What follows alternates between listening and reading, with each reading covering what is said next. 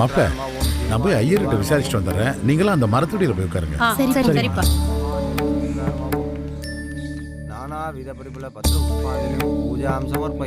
சாமி வணக்கம். நமஸ்காரம்.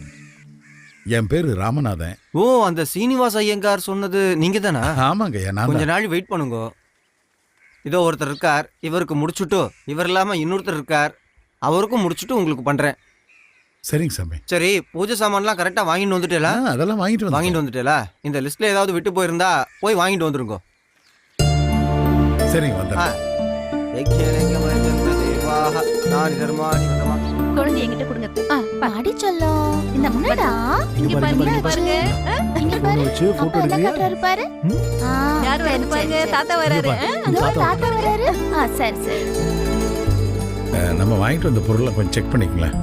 அப்புறம் 3 பேருக்கு முடிச்சதுக்கு அப்புறம் தான் நம்மள கூப்பிடுவாங்களாம். சரிங்க. அம்மா, அரவிந்த் இன்னும் வரல? இவ்ளோ நேரமாயும் வரலனா கண்டிப்பா அவன் வர மாட்டாங்க. அப்பா, கண்டிப்பா அரவிந்த் வரேன்னு சொல்லிருக்கான். வருவான்.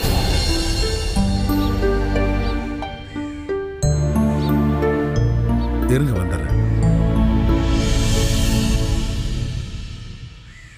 வணக்கம் சார். வணக்கம். நீங்களும் திதி கொடுக்க தான் வந்தீங்களா?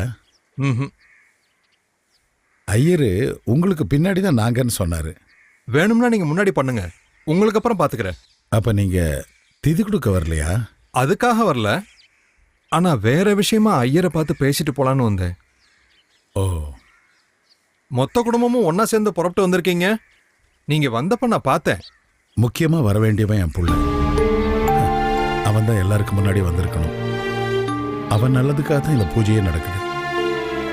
ஆனா இன்னும் அவன் வரல. வருவானா மாட்டானான்னு கூட தெரியல.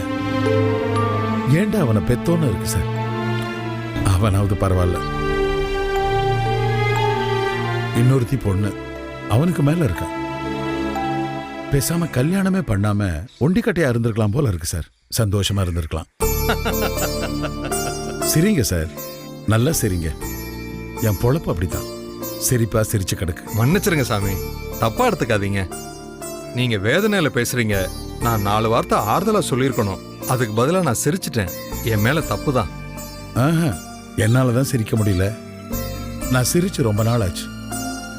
என் பொழப்பு இன்னொருத்தரை சிரிக்க வைக்குத. அது வரைக்கும் சந்தோஷம்தான். நீங்க கொலக்கரைக்கு எதுக்கு வந்திருக்கீங்க? செத்து போன முன்னோர்களுக்கு திதி கொடுக்க. ஒண்டிக்கட்டையா இருந்திருக்கலாம்னு சொல்றீங்கல்ல. கல்யாணம் பண்ணாம தனியாளா இருந்திருந்தா உங்களுக்கு எப்படி அப்புறம் வாரிசு? அப்புறம் உங்க பரம்பரையே முடிஞ்சிருமே. அப்புறம் இந்த திதி சம்பிரதாயம்லாம் தேவையே இல்லையே.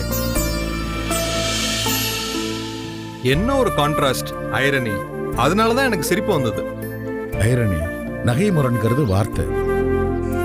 10 குழந்தை பெத்தவன் குடும்ப கட்டுப்பாடு ஆபீசரா. அதத்தான் ஐரணிக்கு உதாரணமா சொல்லுவாங்க. நீங்க என்ன பள்ளிக்கூட வாத்தியாரா? பாடம் நடத்துற மாதிரி பேசுறீங்க. அதனாலதான் கேட்டேன். ஆமா சார், வாத்தியார் உத்தியோகம் தான். ரிட்டையர்ட் ஆயிட்டேன். டாக்டரா, என்ஜினியரா, வேற ஏதாவது பிசினஸ் பார்த்து சொத்து பத்து சேர்த்திருந்தா ஒருவேளை இந்த வாழ்க்கை சந்தோஷமா இருந்திருக்குமோ என்னவோ.